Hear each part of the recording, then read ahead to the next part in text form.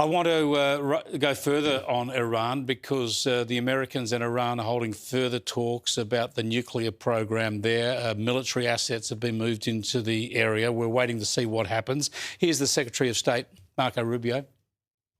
As far as the talks are concerned, I think the Iranians had agreed to a certain format. For whatever reason, it's changed in their system or what have you. We'll see if we can get back to the right place. But the United States is prepared to meet with them. I think it was scheduled for Friday. Steve is ready to go. He'll be prepared for that. If the Iranians want to meet, we're ready. They've expressed an interest in meeting and talking. If they change their mind, we're fine with that too. We prefer to meet and talk.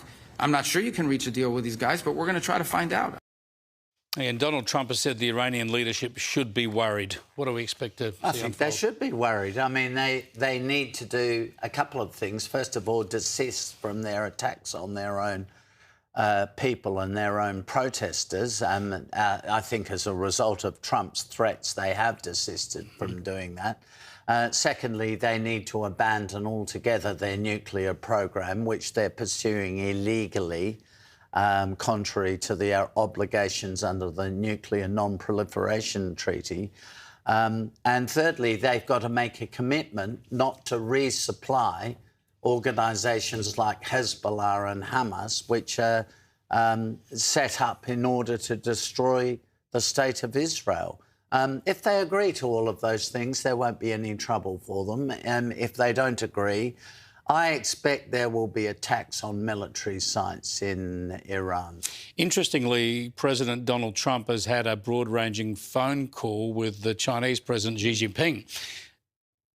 We don't know what was in that phone call. Donald Trump has a habit of putting all this stuff out publicly at some stage anyway, but might he have discussed the Iran situation and let China know what he's planning to do? I don't think he'd let them know what he's planning to do. Not precisely, but to try and get them ready, to try and assess their response. The Chinese would ring the Iranians. Sure.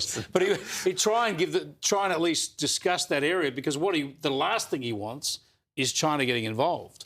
Yeah, so he's clearly discussed Iran, he's discussed the Ukraine war and various issues like that with Xi Jinping. I think it's worth doing that, and it's worth Trump making absolutely crystal clear to the Chinese leadership what America's red lines are. Yep. Because, I mean, I think ultimately China doesn't want to get into too big a fight with President Trump and the US government. I think they would like to go easy and find a way of coexisting with the Americans. So he'd be wanting China to put pressure on Iran. Right. And Russia. Yeah, particularly the latter, particularly putting pressure on Russia, because Russia wouldn't be able to fight this war in Ukraine if it wasn't for the support they get from China, not just military support, but it's the financial support they get through China.